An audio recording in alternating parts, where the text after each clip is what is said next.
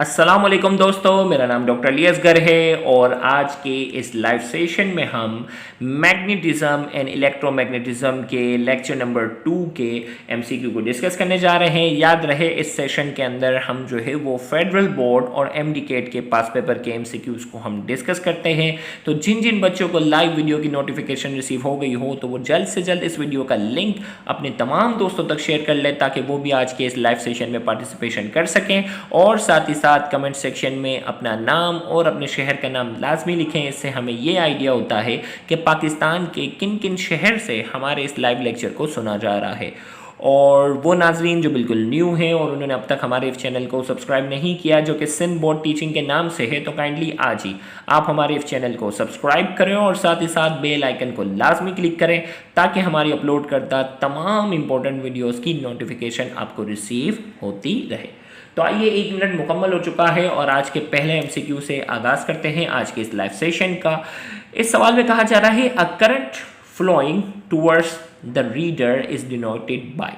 भाई एक रीडर है ना जो बुक रीड कर रहा है और अगर करंट उसी की डायरेक्शन में आ रहा है मतलब आउटवर्ड आ रहा है तो उसको किससे रिप्रेजेंट किया जाएगा। ऑप्शन ए में कहा जा रहा है क्रॉस, ऑप्शन बी में कहा जा रहा है अ ब्रैकेट, ऑप्शन सी में कहा जा रहा है अ डॉट और ऑप्शन डी में कहा जा रहा है पॉजिटिव साइन। तो 4 ऑप्शन हमारे पास जो है वो इस वक्त स्क्रीन पर मौजूद है और आपने एक ऑप्शन जो है वो सेलेक्ट करना है कि अगर करंट जो है वो रीडर के टूवर्ड्स जो अगर फ्लो कर रहा है उसको किससे डिनोट किया जाएगा, cross, a bracket, a dot या पॉजिटिव साइन।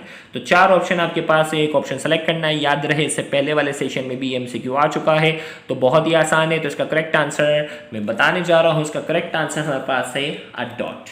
अब मैं आपको बता दूं, एक बार फिर रिकॉल करवा दूं, basic concept of magnetism and electromagnetism में ये सारी बातें ऑलरेडी डिस्कस हो चुकी हैं कि जब भी कोई चीज़ आउटवर्ड आएगी, जब भी कोई चीज़ आउटवर्ड होगी उसे डॉट से रिप्रेजेंट किया जाएगा और जब भी कोई चीज़ इनवर्ड होगी उसको किससे रिप्रेजेंट किया जाएगा, क्रॉस से। तो यहाँ हमें पूछा जा रहा है a current flowing towards the reader. Current जो है वो रीडर के टूवर्ड्स फ्लो कर रहा है उसको किससे रिप्रेजेंट किया जाएगा, रीडर के टूवर्ड्स से मतलब आउटवर्ड है, इसको किससे रिप्रेजेंट करेंगे, अ डॉट से। तो लिहाजा इस एमसीक्यू का करेक्ट आंसर जो है वो ऑप्शन सी है, अ डॉट। नेक्स्ट हमारे पास है a dot represent the direction of magnetic field. A dot represent the direction of magnetic field. Option A out of page, into page, tangent to page या D parallel to page। भाई dot जो होगा ना, चाहे current की बात हो, चाहे चार्ज वेलोसिटी की बात हो, चाहे मैग्नेटिक फील्ड की बात हो, जब डॉट का वर्ड अगर आ गया इसका मतलब वो आउटवर्ड को रिप्रेजेंट कर रहा है। किसको रिप्रेजेंट कर रहा है, आउटवर्ड। तो यहां हमसे कहा जा रहा है a dot representing the direction of magnetic field. एक डॉट है जो मैग्नेटिक फील्ड की डायरेक्शन को क्या कर रहा है, रिप्रेजेंट कर रहा है। तो मतलब क्या शो कर रहा है, वो out of page. Magnetic field की जो डायरेक्शन है वो क्या है, आउट ऑफ पेज। डॉट का मतलब ही होता है outward. Option is the correct answer. Next MCQ आपके पास है two long parallel conductors which are free to move are arranged 1 centimeter apart. A steady current of 20 ampere flows in each of the conductor in the same direction. The conductor, option A, remain stationary, option B, move towards each other, option C, move away from each other, and D, move at right angles to each other. इस सवाल में हमें कहा जा रहा है two long parallel conductor, 2 long parallel conductor हैं which are free to move, दोनों जो है वो मूव कर सकते हैं। आर अरेंज 1 सेंटीमीटर अपार्ट, इनके दरमियान फासला 1 सेंटीमीटर है।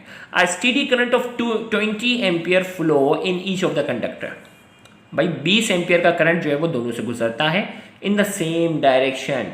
दोनों से करंट जो गुजर रहा है वो क्या कर रहा है, सेम डायरेक्शन में। द कंडक्टर्स, ऑप्शन ए में कहा जा रहा है वो स्टेशनरी रहेंगे, ऑप्शन बी में कहा जा रहा है वो दोनों एक दूसरे के करीब आ जाएंगे, सी में कहा जा रहा है वो दोनों एक दूसरे से दूर हो जाएंगे और डी में कहा जा रहा है दोनों एक दूसरे के मुकाबले में राइट एंगल पर आ जाएंगे, राइट एंगल पर हरकत करेंगे। 4 ऑप्शन है, बहुत ही आसान सवाल है, बेसिक कॉन्सेप्ट में भी समझाया था और इससे पहले वाले सेशन में भी बताया था कि जब करंट सेम डायरेक्शन में, 2 कंडक्टर से करंट जो है अगर सेम डायरेक्शन में गुजरेगा, 2 कंडक्टर से अगर करंट जो है वो सेम डायरेक्शन में गुजरेगा तो दोनों एक दूसरे को क्या करेंगे, अट्रैक्ट करेंगे, और अपोजिट डायरेक्शन में करंट गुजरेगा तो दोनों एक दूसरे को क्या करते हैं, रिपेल करते हैं। तो यहाँ सेम डायरेक्शन कह रहा है, इसका मतलब दोनों एक दूसरे को अट्रैक्ट करेंगे, और अट्रैक्ट करेंगे इसका मतलब दोनों एक दूसरे के करीब आ जाएंगे। तो लिहाजा इसका करेक्ट आंसर हमारे पास क्या हो गया, B, move towards each other. दोनों एक दूसरे के क्या होंगे, दोनों एक दूसरे के करीब आ जाएंगे। Option B is the correct answer. Next हमारे पास है, if a conductor of length 7 metre is placed in a magnetic field of strength 0.3 Tesla carrying current 1 ampere parallel to the field, what will be force acting on it due to this magnetic field? हमें कहा जा रहा है कि एक conductor है जिसकी लंबाई 7 मीटर है, जो कि एक मैग्नेटिक फील्ड स्ट्रेंथ है जो कि 0.3 टेस्ला की है, उससे जो करंट गुजरने वाला है वो 1 एम्पियर का है, parallel to the field. What will be force acting on it due to magnetic field, force बताना है। अब देखो यहाँ वर्ड यूज हो गया, देखो मैग्नेटिक फील्ड भी दे दिया, करंट भी दे दिया, लेंथ भी दे दिया, लेकिन वर्ड इस्तेमाल हो गया पैरेलल। क्या इस्तेमाल हो गया, पैरेलल। देखो मैं फॉर्मूला लिख के बताता हूँ, इससे पहले वाला भी था ना हमारे पास कि भाई फोर्स हमारे पास है कंडक्टर से गुजरने वाला जो करंट है ना, उसके ऊपर अप्लाई होने वाली जो फोर्स का फॉर्मूला हमारे पास क्या था, एफ बराबर है BIL साइन थीटा, यही है ना हमारे पास। अब बी भी दिया हुआ है, आई भी दिया हुआ है, एल भी दिया हुआ है, लेकिन पैरेलल का वर्ड, पैरेलल का मतलब क्या हो गया, एंगल जीरो। एंगल जीरो मतलब साइन जीरो किसके बराबर होगा, जीरो के। पूरा आंसर क्या आ जाएगा, जीरो। यानी हमें इसको सॉल्व करने की जरूरत ही नहीं थी, पैरेलल का वर्ड हमने देख लिया। What will be force acting on this, answer क्या हो गया, zero. Zero Newton is the correct answer, क्योंकि पैरेलल है। यहाँ वैल्यू पुट करते ही साइन जीरो जो होगा वो जीरो के बराबर होगा और फाइनल आंसर जीरो आ जाएगा। नेक्स्ट हमारे पास है, when current are flowing through two long parallel wires same direction, electric field between them. हमें कहा जा रहा है when current are flowing through two long parallel, दो लॉन्ग पैरेलल वायर्स हैं, करंट जो है वो सेम डायरेक्शन में गुजर रहा है, इलेक्ट्रिक फील्ड बिटवीन देम, इनके दरमियान इलेक्ट्रिक फील्ड क्या होगी, स्ट्रॉन्ग, वीक, रिमेन सेम या डी इनफाइनाइट। भाई दो पैरेलल वायर्स हैं, उनसे गुजरने वाला करंट जो है वो सेम डायरेक्शन में है, और हमें कहा जा रहा है इलेक्ट्रिक फील्ड क्या होगी, इनके दरमियान जो है इलेक्ट्रिक फील्ड जो होगी वो वीक होगी। मैग्नेटिक फील्ड जो होगी, मैग्नेटिक फील्ड जो होगी वो स्ट्रॉन्ग होती है, जबकि इलेक्ट्रिक फील्ड जो होगी वो वीक होगी, क्योंकि उस कंडक्टर के अंदर जितने इलेक्ट्रॉन होते हैं उतने प्रोटॉन होते हैं, दोनों एक दूसरे को क्या कर रहे होते हैं, कैंसल आउट कर रहे होते हैं। समझ रहे बात। तो यहाँ हमारे पास जो है देखो इसमें स्ट्रॉन्ग कह रहा है, इसमें इनफाइनाइट, ये दो ऑप्शन तो है नहीं। रिमेन द सेम वाला भी नहीं होगा क्योंकि करंट गुजारा है, तो यही एक सुटेबल करीब तर ऑप्शन है, B is the correct answer. अब आइए हम मैग्नेटिक फ्लक्स के कुछ एमसीक्यू को भी कवर करते हैं। The magnetic flux through a plane area A in an uniform magnetic field B is given by, magnetic field की बात हो रही है, मैग्नेटिक फ्लक्स की बात हो रही है, एक प्लेन एरिया है जिसको ए से रिप्रेजेंट कर रहे हैं, in a uniform magnetic field B is given by B dot delta A, B A sine theta, B A cos theta या D both A and C. चार ऑप्शन आपके पास हैं, जल्दी से एक ऑप्शन जो है वो लाइव चैट कमेंट सेक्शन में सेलेक्ट करें, देखते हैं करेक्ट आंसर जो है वो कितने स्टूडेंट का आता है। देखते हैं करेक्ट आंसर जो है वो कितने स्टूडेंट्स का आता है, जल्दी से। द यूनिट ओके, जल्दी बताएं। तो करेक्ट आंसर हमारे पास क्या है, D is the correct answer, क्योंकि मैग्नेटिक फ्लक्स का जो फॉर्मूला होता है बी डॉट डेल्टा ए, और डॉट हटाते तो कॉस थीटा आता है, तो इसका मतलब ए और सी जो है वो दोनों क्या है, करेक्ट आंसर है। नेक्स्ट हमारे पास है the unit of magnetic fluxes, magnetic flux की हमें क्या करनी है, यूनिट बतानी है। Newton per ampere, newton metre inverse ampere, newton metre per ampere, newton per metre per ampere. जल्दी से चार ऑप्शन आपके पास है, आपने एक ऑप्शन जो है वो क्या करना है, सेलेक्ट करना है, फिर मैं आपको उसको बताता हूँ। भाई मैग्नेटिक फ्लक्स की यूनिट जो है वो क्या है, मैग्नेटिक फ्लक्स की जो सीधी सीधी यूनिट है वो क्या है, वेबर है। अब यहाँ वेबर तो ऑप्शन में है नहीं, तो अब वेबर के लिए मैं वेबर की वैल्यू निकालता हूँ। देखिए भाई वेबर पर मीटर स्क्वायर में यहाँ रख देता है, वेबर पर मीटर स्क्वायर और Newton per ampere per metre, ये बराबर है, दोनों मैग्नेटिक इंडक्शन की यूनिट है। तो अब मैं इसमें से वेबर को अलग कर लेता हूँ ताकि मुझे कन्वर्जन पता चल जाए। भाई ये हो गया वेबर और ये हो गया न्यूटन मीटर स्क्वायर एम्पियर और ये मीटर हो गया। अब ये कैंसिल हो गया, ये स्क्वायर हट गया, क्या बचा, वेबर किसके बराबर है, न्यूटन मीटर पर एम्पियर के। वेबर इसके बराबर हो गया ना न्यूटन मीटर पर एम्पियर के। तो अब देखें भाई ऑप्शन किसके बराबर हो गया, देखें भाई the unit of magnetic flux is option C newton metre per ampere is the correct answer. Unit of magnetic flux क्या है, newton metre per ampere, option C is the correct answer. Next हमारे पास है 1 weber is equal to, 1 weber किसके बराबर है, अभी निकाल के बता दिया, न्यूटन मीटर पर एम्पियर के बराबर है, option C is the correct answer. Weber is the unit of, weber किसकी यूनिट है, electric potential, electric intensity, magnetic intensity या मैग्नेटिक फ्लक्स, अभी बात आई थी ना, मैग्नेटिक फ्लक्स यूनिट है, weber is the unit of magnetic flux, option D is the correct answer. Next हमारे पास है when the angle between the area and magnetic field is 90 degree then the magnetic flux is, भाई magnetic flux का formula था ना B delta A cos theta, यही था। अब एंगल 90 डिग्री रखोगे तो कॉस 90 किसके बराबर होता है, कॉस 90 बराबर होता है 0 के, तो 0 से मल्टीप्लाई करोगे तो आंसर क्या होगा, मिनिमम या 0 आएगा। तो ऑप्शन कौन कौन से हमारे पास है, option A maximum, option B minimum, option C half या ऑप्शन डी क्वार्टर। तो 4 में से कौन सा ऑप्शन करेक्ट होना चाहिए, 90 डिग्री यहाँ रखना है, तो करेक्ट आंसर हमारे पास क्या हो गया, minimum is the correct answer.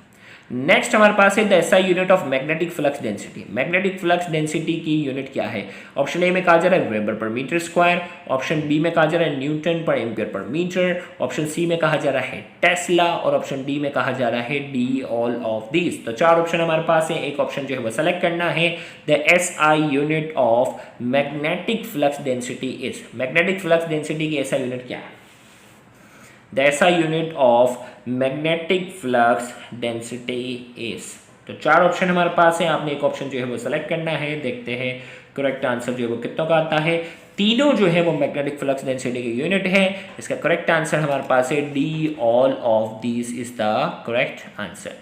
Next हमारे पास है when the angle between the area and the magnetic field lines is 0 degree then magnetic flux will be, हमें कहा जा रहा है when the angle between the area and the magnetic field lines is 0 degree then magnetic flux will be, हमें यहाँ कहा जा रहा है when the angle between area and magnetic field line is 0, angle 0 रखना है यहाँ। अब cos 0 किसके बराबर होता है, cos 0 बराबर होता है 1 के, और उसकी वैल्यू तो मैक्सिमम होती है। तो हमें कहा जा रहा है when the angle between the area and magnetic field line is 0 degree then the magnetic flux will be, magnetic flux क्या होना चाहिए, मैक्सिमम, क्योंकि यहाँ 0 डिग्री बोला ना, तो cos 0 किसके बराबर था 1 के, और cos 1 इसकी मैक्सिमम वैल्यू होती है, तो आंसर भी क्या आएगा, मैक्सिमम आएगा। नेक्स्ट हमारे पास है if 0.5 Tesla filled over an area of 2 meter square which lies at an angle of 60 degree the resulting flux will be, option A में कहा जा रहा है 0.5 Tesla, 0.5 weber, 0.25 weber and 0.25 Tesla. तो मैं यहाँ बाकायदा आपको इसको जो है वो सॉल्व करके बता देता हूँ कि मैग्नेटिक फ्लक्स का जो फॉर्मूला होता है B delta A cos theta, B की वैल्यू हमारे पास जो है वो 0 है, एरिया हमारे पास जो है वो 2 है और कॉस 60 डिग्री, भाई ये ना बी डेल्टा है 0.5 2 और कॉस देखो अब ये हो गया 0.5 2, कॉस 60 की वैल्यू भी 0.5 होती है, cos 60 की वैल्यू कितनी होती है 0.5, तो 0.5 मल्टीप्लाई बाई 2 मल्टीप्लाई बाई 0.5, तो 0.5 को 2 से मल्टीप्लाई किया 1 हो गया, 1 मल्टीप्लाई बाई 0.5, आंसर क्या आ जाएगा 0.5, और इसकी करेक्ट यूनिट क्या है वेबर, मैग्नेटिक फ्लक्स यूनिट क्या है वेबर। तो यहाँ हमारे पास देखो ऑप्शन में क्या कह रहा है 0.5 टेस्ला, 0.5 वेबर, 0.25 वेबर, 0.25 टेस्ला, तो करेक्ट आंसर हमारे पास क्या हो गया 0.5 वेबर। आंसर सही होने के साथ साथ यूनिट भी तो सही होनी चाहिए, तो करेक्ट आंसर हमारे पास है बी 0.5 वेबर। नेक्स्ट हमारे पास है the SI unit of magnetic induction is, हमें यहाँ कहा जा रहा है the SI unit of magnetic induction is, magnetic induction की एसआई यूनिट बतानी वेबर, गॉस, टेस्ला या न्यूटन मीटर।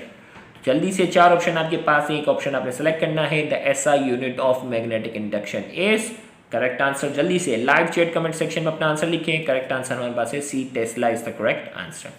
नेक्स्ट हमारे पास है the SI unit of flux densities, flux density की हमें यूनिट बतानी है गॉस, टेस्ला, मीटर या वेबर। 4 ऑप्शन आपके पास है, आपने एक ऑप्शन सेलेक्ट करना है the SI unit of flux density is gauss, tesla, metre या वेबर। जल्दी से 4 ऑप्शन आपके पास है, आपने एक ऑप्शन जो है वो सेलेक्ट करना है, देखते हैं करेक्ट आंसर कितना का आता है। तो करेक्ट आंसर हमारे पास इसका जो है वो B tesla is the correct answer. तो यहाँ जाकर आज की ये लाइव सेशन जो है वो एंड होता है। इंशाल्लाह अगले सेशन में हम इंशाल्लाह एम्पियर्स लॉ से रिलेटेड जो है वो और इस चैप्टर के हवाले से मजीद एमसीक्यू को डिस्कस करेंगे, तो उस सेशन को अटेंड करना मत भूलिएगा। अगर आप इंटी टेस्ट की तैयारी कर रहे हैं, चाहे वो ई-केट के हवाले से हो चाहे वो एमडी-केट के हवाले से हो, तो आपको हम सजेशन देंगे कि आप हमारे रजिस्टर्ड ग्रुप का हिस्सा लाजमी बने। रजिस्टर्ड ग्रुप में पिछले 3 सालों से हज़ारों की तादाद में जो एमसीक्यू हम जो एक्सप्लेन कर चुके हैं, उन तमाम एमसीक्यूज़ की एक्सप्लेनेशन आपको प्रोवाइड की जाती है। साथ ही साथ तमाम टॉपिक्स के लेक्चर्स प्रोवाइड किए जाते हैं और साथ ही साथ वीकली कई ऑनलाइन टेस्ट भी होते हैं। तो अगर आप चाहते हैं कि आपके एंट्री टेस्ट की तैयारी बहुत बहुत अच्छी हो, तो रजिस्टर्ड ग्रुप का हिस्सा लाजमी बने। Thank you very much. अल्लाह हाफिज़।